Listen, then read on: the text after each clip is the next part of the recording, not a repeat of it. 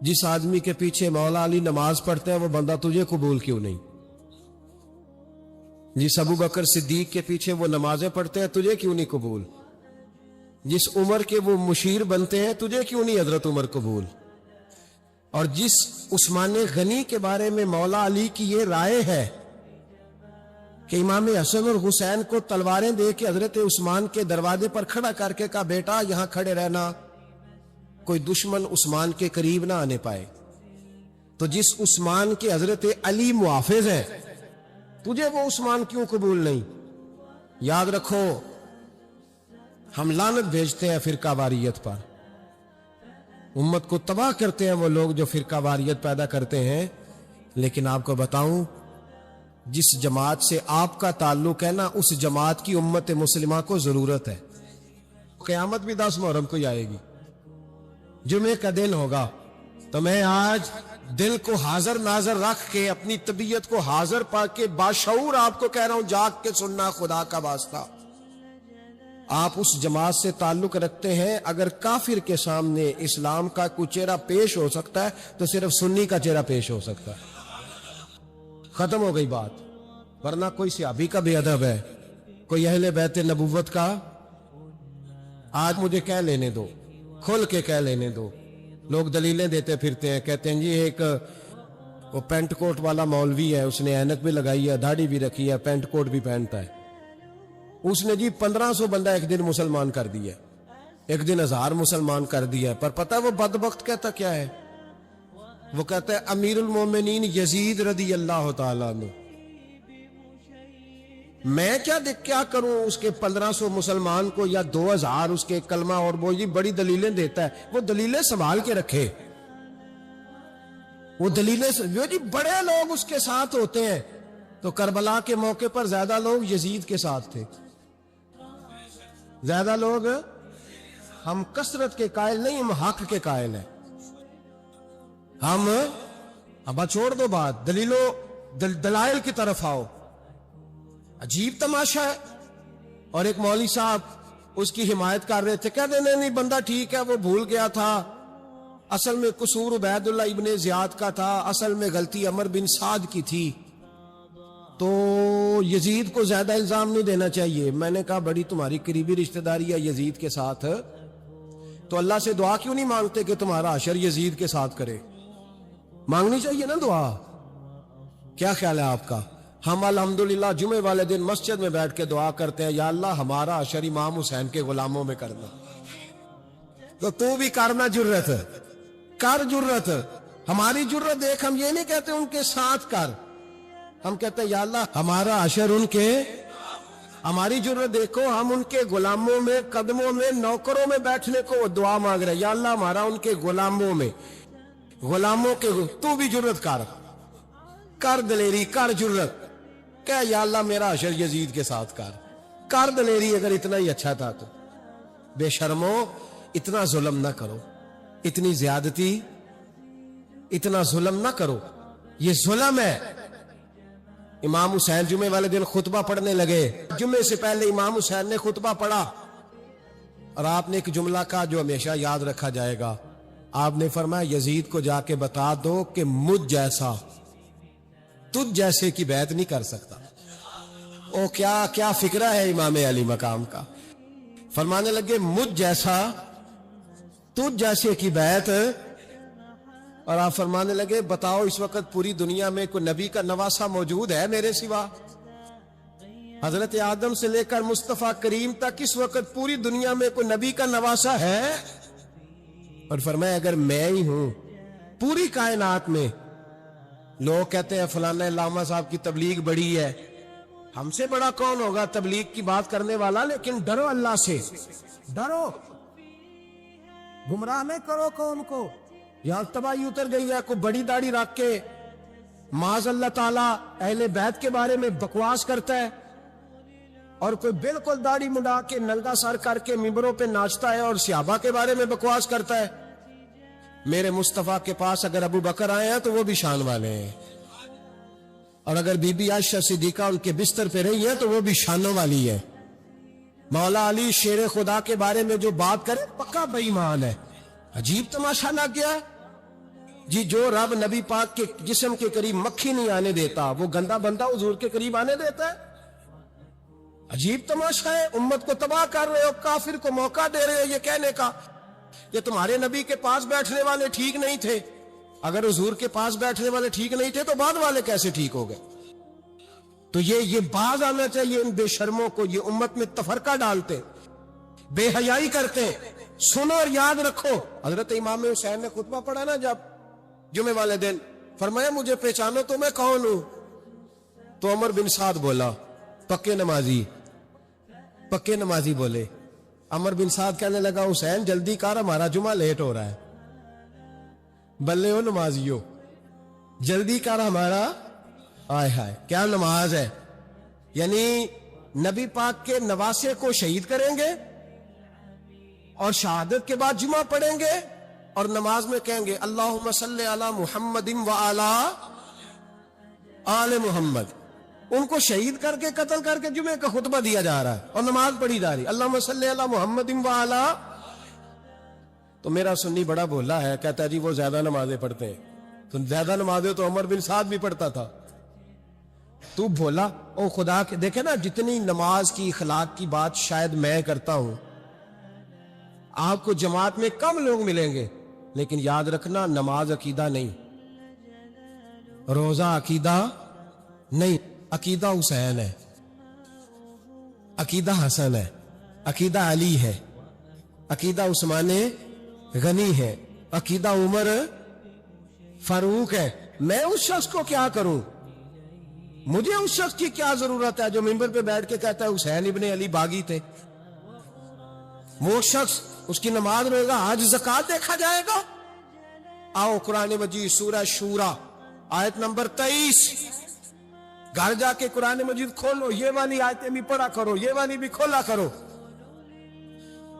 صحابہ جمع ہو کے نبی پاک کے پاس آئے, عرض کی یا رسول اللہ صلی اللہ علیہ وسلم آپ کے خرچے زیادہ ہیں, آمدن کا ذریعہ کوئی نہیں. جس طرح آج لوگ ہر پیر صاحب سے نہیں پوچھ رہے, علامہ صاحب سے, کہ آپ کام کوئی نہیں کرتے, کپڑے پھر بھی سفید پہنتے,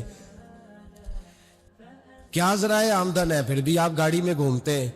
ہمارا تو پروگرام تھا مولوی بھوکا مر جائے, پر اس کے پاس آتے ہیں تو یہ تازی چائے پلاتا ہے. کیا مطلب, کس طرح کا رویہ ہے؟ صحابہ کے بار وہ یہ نہیں سوچتے تھے آتے کہاں, وہ کہتے تھے آگے بڑھ کے حصہ ڈالے. وہ سارے آگے بڑھے, کہا یا رسول اللہ صلی اللہ علیہ وسلم اخراجات زیادہ ہیں, ذرائع آمدن بظاہر کوئی نہیں. نذرانوں پہ اعتراض نہ کیا کرو, نذرانہ دینا نبی پاک کی سنت ہے, نذرانہ قبول کر لینا نبی پاک کی, بولو, حضور کی سنت ہے. تو صحابہ جمع ہو کے آئے, ایک جگہ پہ میٹنگ کی, کہا تھوڑے سے پیسے ہر مہینے پیش کریں گے. تو حضور سے بات کون کرے گا پیسوں کی؟ کہا ہم نے نہیں کرنی, نبی پاک کے چچا جناب عباس کریں گے. حضرت عباس رضی اللہ تعالیٰ عنہ کے ذمہ لگایا گیا, جناب عباس آئے. حضرت عباس رضی اللہ تعالیٰ عنہ پیسے لے کے آئے, اور سیانے بندے تھے, انہوں نے بڑی سمجھداری والی عقل مندی والی بات چھیڑی. یہ نہیں کہا کہ حضور ہم یہ نذرانہ دیں گے, کہنے لگے یا رسول اللہ ہمیں پتہ ہے آپ کی مذہبی مصروفیت اتنی ہے کہ آپ کو ٹائم نہیں ملتا کاروبار کرنے کا. اگر آپ کام کریں گے تو پھر آپ کس طرح کر کے دین کا کام ہو سکے گا. اور یا رسول اللہ آپ نے جو ہمارے لیے کیا ہے اس کا ہم بدلہ نہیں دے سکتے, ایک حرف کا بدلہ نہیں دے سکتے. حضور یہ تھوڑا سا نذرانہ ہر مہینے لایا کریں گے, قبول کر لیں. نبی پاک کے سامنے رکھا ہی تھا کہ اللہ کا قرآن بول پڑا, کا کل لا اسألکم علیہ اجرا, محبوب ان سے فرما دو کہ میں نے تمہارے لیے بڑی تکلیف سہی ہے, پر میں تم سے کوئی اجر نہیں مانگتا, تم سے کوئی اجر نہیں مانگتا. ہاں اگر تم نے کچھ کرنا ہے الا المودۃ فی القربى, تو میرے قریبیوں سے پیار کرتے رہنا, میری ختیجہ سے پیار کرنا, میری عائشہ کا ادب کرنا, میرے قریبیوں کا احترام کرنا. یا رسول اللہ ازواج تو گھر میں ہے ہی, قریبی کوئی اور بھی خاص ہے جس کا ادب کرنا ہے؟ تو نبی پاک نے فرمایا ہاں علی, فاطمہ, علی اور فاطمہ کی اولاد. فرمایا ان کا ادب کرتے رہنا اس کا مطلب یہ ہوگا کہ تم نے میرے ساتھ بڑا ہی اچھا سلوک کیا ہے. کہا ان کا ادب کرنا. جناب علی، سیدہ فاطمہ اور دونوں کی ان کا ادب کرنا فرائض دین. اہل بیت کا ادب کرنا فرائض. کچھ لوگ کہتے ہیں کچھ لوگ جی سید بن گئے ہے نہیں، پر تو میں کہ جڑے بن گئے نا انہوں نے اللہ آپ ہی پوچھ لے گا تو ادب کر. جڑے بن گئے نے اللہ. شیخ الاسلام والمسلمین حضرت خواجہ قمر الدین سیالوی رحمت اللہ تعالی علیہ، دو بندے خواجہ صاحب سے ملے ہیں تو ان کو پتا تھا کہ خواجہ صاحب سیدوں کا بڑا احترام کرتے. تو دو بندے آ گئے کچھ لینے کچھ مانگنے، تھے فرار دونوں. ٹانگے سے اترے تو سیال شریف کے رستے میں درمیان میں پروگرام بنایا کہ سنا ہے خواجہ صاحب سیدوں کا بڑا ادب کرتے ہیں، سید نہ بن جائے. بن بھی جاتے ہیں نا لوگ، وہ سید نہ بن جائے. تو ٹھیک ہے جی بن جاؤ. بن گئے سید. خواجہ صاحب کو کسی نے اندر جا کے بتایا دو سید آئے ہیں. تو خواجہ صاحب اس طرح دوڑے کہ نہ جوتا نہ سر پہ ٹوپی، دوڑ کے آئے. شیخ الاسلام خواجہ صاحب نے ہاتھ چومے، نذرانہ دیا، 2-3 تھیلے بھر کے دیے لنگر کے. جب وہ جانے لگے نا تو خواجہ صاحب ان کے ساتھ باہر تک آئے. جہاں انہوں نے سید ہونے کا پروگرام بنایا تھا وہاں تک ساتھ آئے، ان کو روانہ کیا. ان میں سے ایک بندہ خود ہی بول پڑا، کہنے لگا حضور یہاں لوگ دروازے تک چھوڑنے آتے ہیں یا گاڑی تک؟ نہ دروازہ نہ گاڑی، آپ درمیان میں رخصت کرنے آئے، سمجھ نہیں آئی. تو خواجہ صاحب فرمانے لگے تم یہیں سید بنے تھے، یہاں تک ادب کرنا ضروری تھا. یہاں تم سید بنے تھے، یہاں تک ادب کرنا. پیچھے تم سید نہیں ہو تو میں کیسے ادب کروں؟ جہاں تک تم سید ہو وہاں تک ادب کرنا. اور میرے اعلیٰ حضرت نے عقیدہ دیا، کہنے لگے تیری نسل پاک میں ہے بچہ بچہ نور. تیری نسل پاک میں ہے بچہ بچہ نور کا. تو ہے عین نور تیرا سب گھرانہ نور کا. تو میاں صاحب نے اس کی وضاحت بھی کی. میاں صاحب سے کہا حضور ادب کرتا کون ہے؟ سارے تو ادب کرتے نہیں. تو میں دور نہیں نہ جاتا، پرانے محدثین نہیں پوچھتا، یہ کشمیر میں میاں محمد بخش صاحب سے پوچھ لیتے حضور ادب کرتا کون ہے؟ تو میاں صاحب فرمانے لگے اصلا نال جے نیکی کریے. کنہ نال؟ اصلا نال جے نیکی کریے تو نسلہ تاک نہیں پھول دے. ہاں بے اصلا نال نیکی کریے تو پھول کنڈیاں نال تول دے. بے اصلا فرمانے لگے جو اصل ہوگا نا اخلاق کا، کردار کا، خاندان کا اصل، وہ ہمیشہ مصطفیٰ کے صحابہ کا بھی احترام کرے گا اور اہل بیت نبوت کا بھی ان کا ادب کرے. سنے نبی پاک نے کیا فرمایا، ترمذی میں حدیث ہے.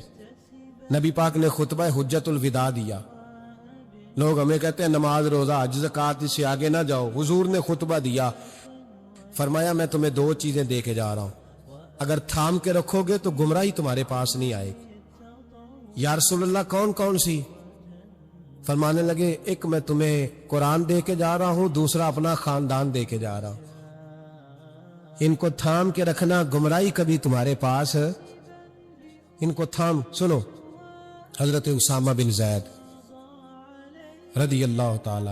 حضرت اسامہ آپ فرماتے ہیں مجھے نبی پاک سے کوئی کام تھا، یہ بھی ترمذی کی حدیث ہے. کہتے ہیں میں حضور سے ملنے گیا تو میں نے نا حضور سے بات چھیڑی، نبی پاک سے میں نے ذکر چھیڑا.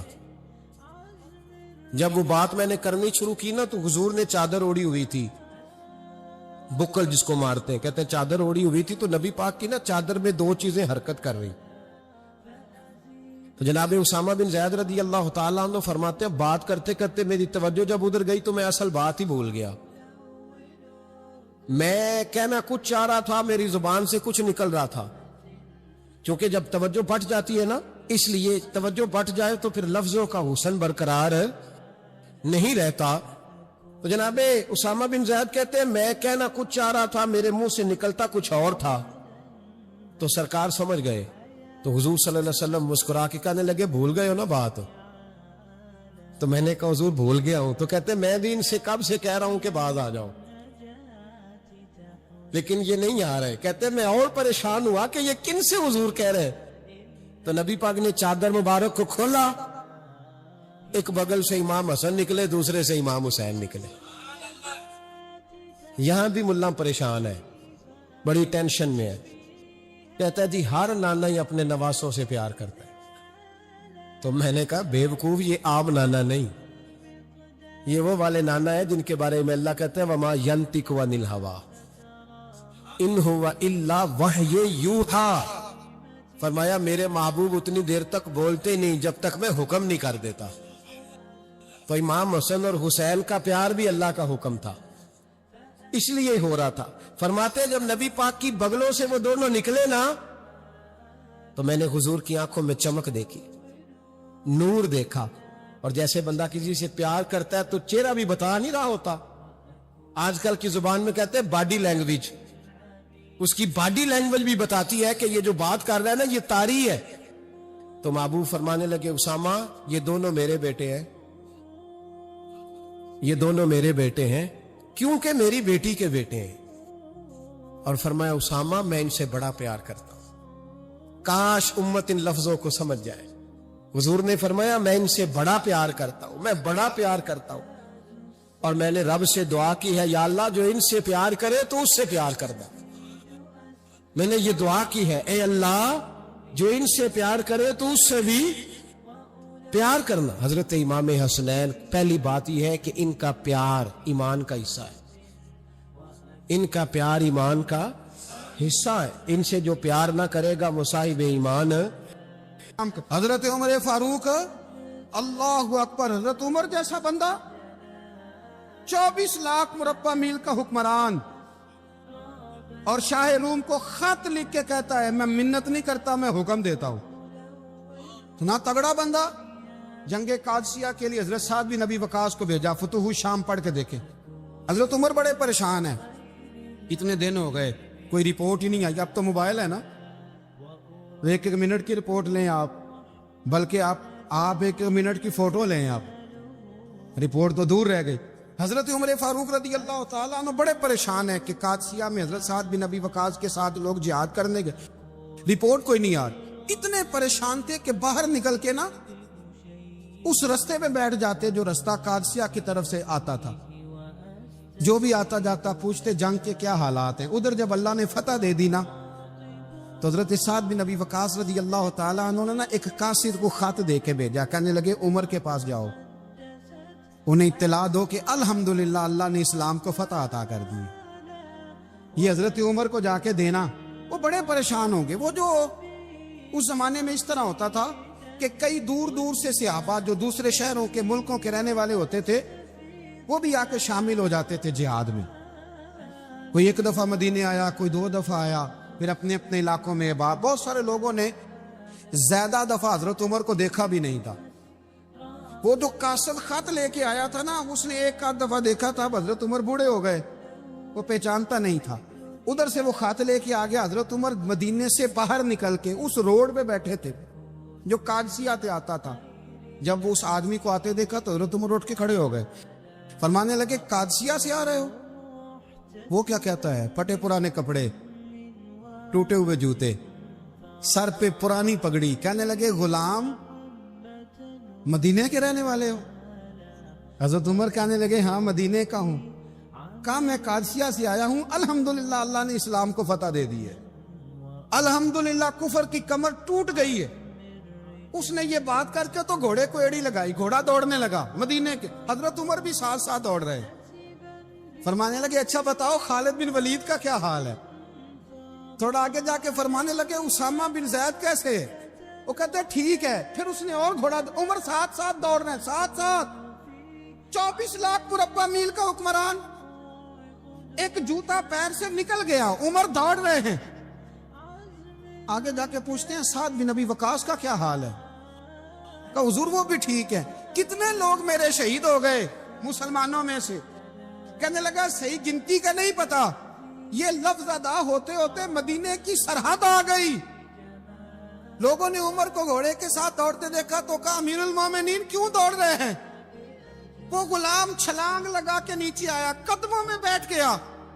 کہنے لگا حضور آپ نے بتایا ہی نہیں، آپ امیر المومنین ہیں۔ آپ فرمانے لگے کیا بتاتا، میں تو اونٹ چلانے والے کا پتر ہوں، کیا بتاتا، وہ عمر ہوں جس نے اپنے گناہوں کا حساب دینا ہے، کیا بتاتا، جو سعد بن ابی وقاص کو جہاد پہ بھیج کے خود بزدلوں کی طرح گھر میں بیٹھا ہے، کیا بتاتا، کوئی حیثیت نہیں، کوئی تار، تو نے اچھا کیا، تو تو مجاہد تھا، مجھے ساتھ ساتھ دوڑایا، تو نے اچھا کیا۔ جتنے لوگ تھے چیخیں مار کے رونے لگے۔ حضرت فاروق اعظم سے کہنے لگے عمر جب تک تیرے جلوے رہیں گے اللہ کامیابیاں ہی عطا فرمائے گا، جب تک تیرا رنگ رہے گا اللہ تعالیٰ نوازتا ہی رہے گا۔ کچھ نہیں کبھی اپنا آپ ظاہر ہی نہیں کیا، بہت بڑے تھے، بہت بڑے تھے حضرت عمر، بڑے تھے۔ حضرت ابو رافع غلام تھے، قرآن پاک بڑا سونا پڑھتے تھے۔ حضرت عمر جب بھی انہیں ملتے کہتے ابو رافع تو عمر سے اچھا ہے، قرآن بڑا شاندار پڑھتا ہے۔ تو وہ کہتے حضور اگر میں قرآن صحیح پڑھتا ہوں تو آپ کو قرآن کی تشریح زیادہ صحیح آتی، آپ بھی تو مجھ سے افضل ہیں۔ تو آپ فرماتے نہیں پھر بھی تو مجھ سے افضل ہے، کیوں؟ اس لیے کہ تو اپنے آقا کی نوکری بھی ٹھیک کرتا ہے اور رب کی عبادت بھی ٹھیک کرتا ہے، اور مجھے خالص صرف عبادت کرنی ہوتی ہے وہ بھی ٹھیک نہیں کر پاتا۔ ساری زندگی اپنا محاسبہ، ساری زندگی اپنے گریبان میں دیکھا، ساری زندگی اپنے آپ کو پرکھا، اپنے آپ کو ٹٹولا، 65 سال عمر بیت گئی۔ حضرت حذیفہ بن یمان ایک صحابی تھے، میرے نبی کریم علیہ السلام نا ان سے راز کی باتیں کرتے تھے۔ ہر بندے کا ہاضمہ ٹھیک نہیں ہوتا، سب سے راز کی بات نہیں کرنی چاہیے۔ حضرت حذیفہ بن یمان کہتے ہیں حضور راز کی باتیں بتاتے۔ مدینہ منورہ میں جو منافقین تھے ان کی لسٹ بھی نبی پاک نے حضرت حذیفہ بن یمان کو دی تھی۔ جب کوئی مشکوک آدمی مر جاتا نا تو صحابہ کہتے ہم دیکھتے اگر حضرت حذیفہ نے جنازہ پڑھا ہے تو ہم بھی جنازہ پڑھ لیتے۔ نبی پاک نے بھی کچھ جنازے نہیں پڑھے، ترمذی میں ہے، فرمایا عثمان سے جو بغض رکھے اس کا جنازہ نہیں پڑھیں گے۔ حضرت حذیفہ بن یمان اگر جنازہ پڑھتے تو لوگ پڑھتے، وہ نہ پڑھتے تو لوگ جنازہ نہ پڑھتے۔ حضرت حذیفہ بن یمان کہتے ہیں جناب عمر فاروق کی خلافت کے آخری ایام تھے، کچھ دنوں کے بعد وہ شہید ہو گئے۔ فرماتے آدھی رات کا وقت تھا، میں گھر میں سویا تھا بڑا بے فکر، اچانک میرے دروازے پہ دستک ہوئی، میں گھبرا کے اٹھا، اتنی رات کو کون آیا؟ کہتے ہیں قربان جاؤں، دروازے پہ گیا تو امیر المومنین فاروق اعظم دروازے پہ۔ میں نے کہا عمر کوئی حکم تھا تو مجھے بلا لیتے۔ کہنے لگے میں نا امیر بن کے نہیں آیا، تیرا ویر بن کے آیا ہوں۔ امیر المومنین کی حیثیت سے سرکاری کام سے بلاتا تو وہاں بلاتا، مجھے ایک ذاتی کام پڑ گیا۔ کہتے میں نے عمر کو گھر کی اندر بلا کے چارپائی پہ بٹھایا، میں نے کہا حضور میں غریب آدمی، میں کیا آپ کے کام آ سکتا ہوں؟ تو کہتے انہوں نے نا مجھے ساتھ بٹھا لیا، پھر میرا ہاتھ پکڑ لیا، کہنے لگے تو عمر کو جانتا ہے؟ عمر جھوٹ نہیں بولتا، تو جانتا ہے عمر وعدوں کا پکا ہے؟ کہا حضور جانتا ہوں۔ کہا میں اس وقت آیا ہوں جب دیکھ بھی کوئی نہیں رہا۔ حضرت حذیفہ بن یمان کہتے ہیں پریشان ہو گیا، حضور پہلیاں نہ بجھوائے، مہربانی کر بتائیں کدھر آئے ہیں؟ حضرت عمر فاروق فرمانے لگے 62 سال کا ہو گیا ہوں، 63 میں چل رہا ہے، داڑھی سفید ہو گئی ہے، ال پک گیا، اٹھ فریدہ ستیا، داڑھی آ گیا پور، اگا نیڑے آ گیا، پیچھا رہ گیا دور، اب نہ اب قبر اشر کا معاملہ صاف نظر آنے لگا ہے۔ کہا حضور مجھ سے کیا چاہتے ہیں؟ حضرت عمر رو پڑے، کہنے لگے آج میں عشاء کے بعد نکلا ہوں تو نبی پاک کے صحابہ مجھے نیک کہہ رہے تھے، پھر میں نے بچوں کی ماں سے اور بچوں سے بھی پوچھا ہے، وہ بھی مجھ سے راضی ہیں، پر حذیفہ تیرے ساتھ نبی پاک راز کی باتیں کرتے تھے، سچ بتا کہیں عمر کا نام منافقوں میں شامل تو نہیں؟ سچ بتا ان منافقین میں تو شامل نہیں، کہیں اوپر سے تو نہیں سارا کچھ؟ حضرت حذیفہ بن یمان کہتے ہیں میں باپ کے مرنے پہ اتنا نہیں رویا جتنا عمر کے سوال پہ رویا۔ میں قدموں میں بیٹھ گیا، میں نے کہا نہیں عمر یہ تو میں نے نہیں سنا، لیکن یہ میں نے نبی پاک سے ضرور سنا ہے کہ میرے بعد اگر کوئی نبی ہوتا تو عمر ابن خطاب ہوتا۔ یہ میں نے اپنے کانوں سے سنا ہے کہ عمر جس گلی سے گزرے شیطان راستہ بدل جاتا ہے۔ یہ میں نے اپنے کانوں سے سنا ہے کہ 950 سال حضرت جبریل جناب عمر کی شان بیان کریں تو پھر بھی بیان نہیں ہو سکتا.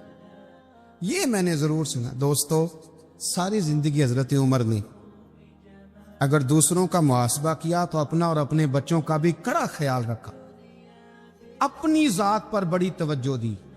جو لوگ اپنا بھول جاتے نا, ہمیں اپنی صحت کا بڑا خیال ہے لیکن اپنی روحانی زندگی کا کوئی خیال نہیں ہے. حضرت عمر فاروق رضی اللہ تعالیٰ عنہ نا باہر والوں کا بھی بڑا سخت حساب کرتے تھے. بڑا ایک گورنر صاحب نے لباس بڑا شاندار پہننا شروع کر دیا تھا تو حضرت عمر نے اتروا کے نا تو انہیں ٹاٹ کا لباس پہنا کے تو اونٹ چرانے کی ڈیوٹی دے دی. اتنا سخت احتساب کرتے. کسائی کی دکان پر بھی 1-2 گھنٹے کھڑے ہوتے تھے. جو آدمی مسلسل 2 دن گوشت خریدتا تھا نا, فرماتے تھے اس کا ٹیکس بڑھا دو, لوگوں کو دال نہیں مل رہی اور یہ روز گوشت کھاتا. حضرت فاروق اعظم اس کو جزیہ کہا جاتا تھا, یا کچھ اور معاملات ہوتے تھے بڑھا دیتے تھے. مسلسل جو 2 دن آدمی گوشت کھاتا تھا, فرماتے تھے مدینے میں غربت ہے, اگر یہ والا نظام تم کرو گے تو غریب لوگ کس کی طرف دیکھیں گے. لیکن اس سے زیادہ بڑھ کر جو ان کی زندگی کا معیار اور سٹیٹس تھا وہ یہ تھا کہ اپنے گھر کا خاص خیال رکھتے, خاص توجہ کرتے. ملک شام سے اور ایران سے کچھ لوگ آپ کی خدمت میں آئے تو وہاں سے کچھ کنیزیں بھی آئیں ان کے بادشاہ کا پیغام لے کے. شاہ ایران کی کنیز کو ملکہ نے کہا کہ نا حضرت عمر کی زوجہ کو دیکھ کے آنا ذرا کس طرح کی ہے. ہمارے ملک میں کیا کہتے ہیں, خاتون اول, باقی سارے دوؤں میں خاتون اول. ذرا خاتون اول کو دیکھ کے آنا.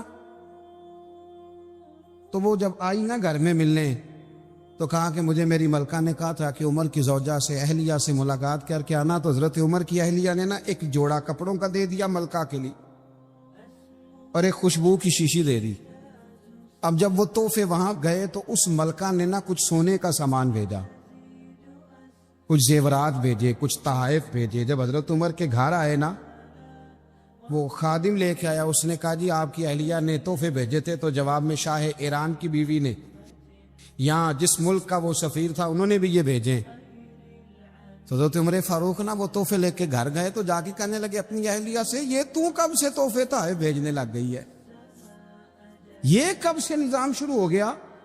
تو کہ حضور تحفہ دینا لینا تو ٹھیک ہے, سنت ہے, محبت بڑھتی ہے, تو یہ کوئی قباحت نہیں, اور میں نے اپنی ذاتی استعمال کے لیے جو چیزیں رکھی تھی وہ میں نے دی ہیں. تو حضرت عمر فاروق رضی اللہ تعالیٰ عنہ فرمانے لگے ہم نے کسی ملک کے ساتھ اور اس کے بادشاہ کے ساتھ ذاتی تعلق نہیں بنانا, تعلق جو بھی بنے گا رسول اللہ کے دین کی برکت سے بنے گا. ذاتی رشتے نہیں ہم نے قائم کرنے. ذاتی آپ کے ملک کی جو ایئر لائن جس کا ہر سال خسارے کا ڈنڈورا پیٹا جاتا ہے نا, وہ ہمارے بادشاہ صاحب اور صدر صاحب اگر غیر ملکیوں کو گھوڑا کبھی بھیجنا ہو نا, گھوڑا, تو پورا ایک جہاز گھوڑا لے کے تحفے میں جاتا ہے. پورا جہاز غریب قوم کا یہ سرمایہ, اور قوم بڑی بادشاہ ہے, لائنوں میں لا کے ووٹ دیتی ہے. 2 کام ہمیشہ لائن میں لگ کے کرنے, ایک بل لائن میں لگ کے جمع کرانا ہے اور ایک ووٹ لائن میں لگ کے, تاکہ پھر پورے 5 سال لائن میں ہی لگے رہیں. مرضی سے آپ ووٹ دینا, پر جو بات درست ہے اس کو سنو. حضرت عمر فاروق رضی اللہ تعالی عنہ نے اپنی اہلیہ سے پوچھا کتنے کا تھا وہ تیرا جوڑا اور خوشبو کی شیشی؟ انہوں نے کہا 3 دینار کی. فرمایا یہ 3 دینار تیرے, اور باقی جو تحفے آئے ہیں وہ تو خود کہہ, چونکہ اس نے تیرے نام بھیجے ہیں, تو کہہ کہ میں مال غنیمت میں دیتی ہوں, تو کہہ میں مسلمانوں کو کہہ. تو زوجہ ہنس پڑی, کہنے لگی میں نام بھی کہوں تو مجھے کہنا تو پڑے گا ہی, کہنا تو میں نے ہے ہی, جو کہ سامنے عمر فاروق ہیں, لہذا فرمایا کہہ دیتی ہوں میں نے دیا خزانے کو. حضرت عمر نے جمع کرا لیا. میں یہ کیا بات ہوں, میرے گھر والے جو مرضی کریں, ان کا معیار زندگی جس طرح کا مرضی ہو. اور حضرت عمر ایک جملہ کہا کرتے تھے,